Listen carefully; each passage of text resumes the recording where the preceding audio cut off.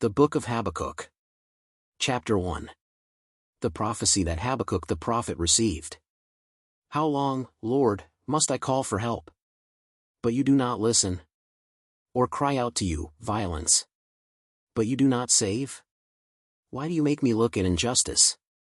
Why do you tolerate wrongdoing? Destruction and violence are before me. There is strife, and conflict abounds. Therefore the law is paralyzed. And justice never prevails. The wicked hem in the righteous, so that justice is perverted. Look at the nations and watch, and be utterly amazed. For I am going to do something in your days that you would not believe, even if you were told. I am raising up the Babylonians, that ruthless and impetuous people, who sweep across the whole earth, to seize dwellings not their own. They are a feared and dreaded people. They are a law to themselves, and promote their own honor. Their horses are swifter than leopards, fiercer than wolves at dusk. Their cavalry gallops headlong. Their horsemen come from afar. They fly like an eagle swooping to devour. They all come intent on violence. Their hordes advance like a desert wind, and gather prisoners like sand. They mock kings, and scoff at rulers. They laugh at all fortified cities. By building earthen ramps they capture them. Then they sweep past like the wind and go on. Guilty people, whose own strength is their God. Lord, are you not from everlasting? My God, my Holy One, you will never die. You, Lord, have appointed them to execute judgment. You, my rock, have ordained them to punish. Your eyes are too pure to look on evil. You cannot tolerate wrongdoing. Why then do you tolerate the treacherous? Why are you silent while the wicked swallow up those more righteous than themselves? You have made people like the fish in the sea, like the sea creatures that have no ruler. The wicked foe pulls all of them up with hooks. He catches them in his net. He gathers them up in his dragnet. And so he rejoices and is glad. Therefore he sacrifices to his net, and burns incense to his dragnet. For by his net he lives in luxury, and enjoys the choicest food. Is he to keep on emptying his net, destroying nations without mercy? Chapter 2. I will stand at my watch, and station myself on the ramparts. I will look to see what he will say to me, and what answer I am to give to this complaint. Then the Lord replied, write down the revelation, and make it plain on tablets, so that a herald may run with it. For the revelation awaits an appointed time. It speaks of the end, and will not prove false. Though it linger, wait for it. It will certainly come, and will not delay. See, the enemy is puffed up. His desires are not upright. But the righteous person will live by his faithfulness. Indeed, wine betrays him. He is arrogant and never at rest, because he is as greedy as the grave, and like death is never satisfied. He gathers to himself all the nations, and takes captive all the peoples. Will not all of them taunt him with ridicule and scorn, saying, woe to him who piles up stolen goods, and makes himself wealthy by extortion. How long must this go on? Will not your creditors suddenly arise? Will they not wake up and make you tremble? Then you will become their prey, because you have plundered many nations. The peoples who are left will plunder you, for you have shed human blood. You have destroyed lands and cities and everyone in them. Woe to him who builds his house by unjust gain, setting his nest on high, to escape the clutches of ruin. You have plotted the ruin of many peoples, shaming your own house and forfeiting your life.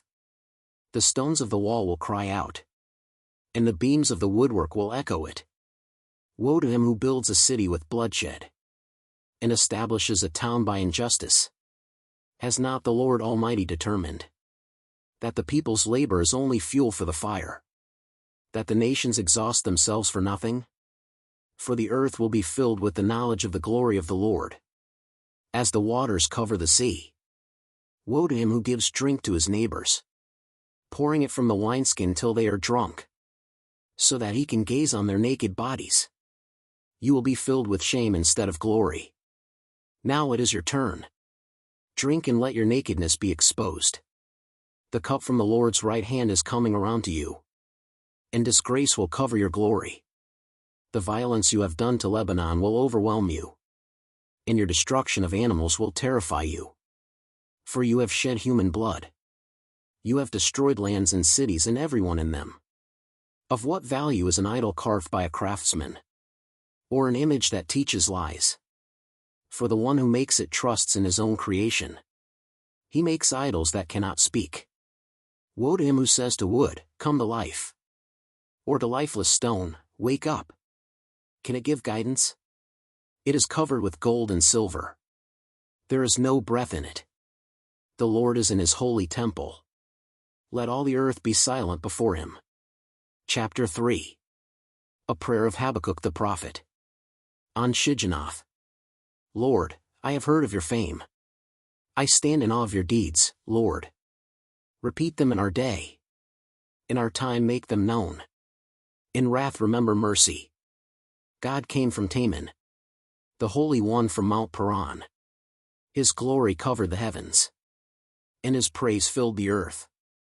His splendor was like the sunrise.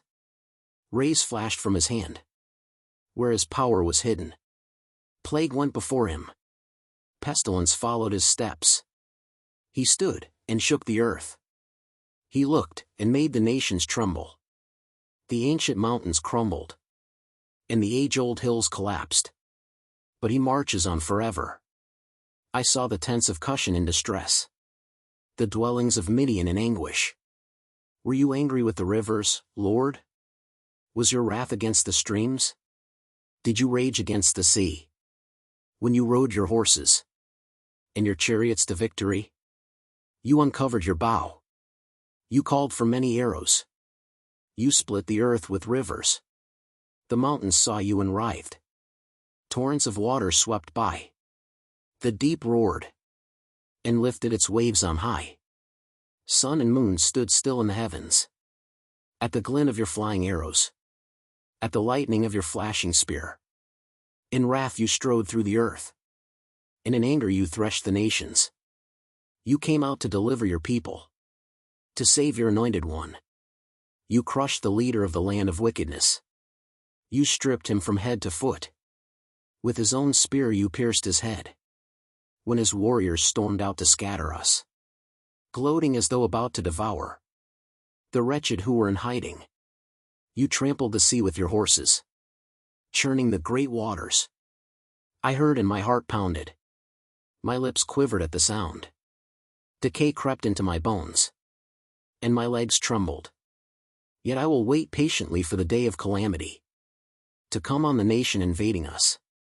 Though the fig tree does not bud, and there are no grapes on the vines, though the olive crop fails, and the fields produce no food, though there are no sheep in the pen, and no cattle in the stalls, yet I will rejoice in the Lord. I will be joyful in God my Savior. The sovereign Lord is my strength. He makes my feet like the feet of a deer. He enables me to tread on the heights. For the director of music, on my stringed instruments,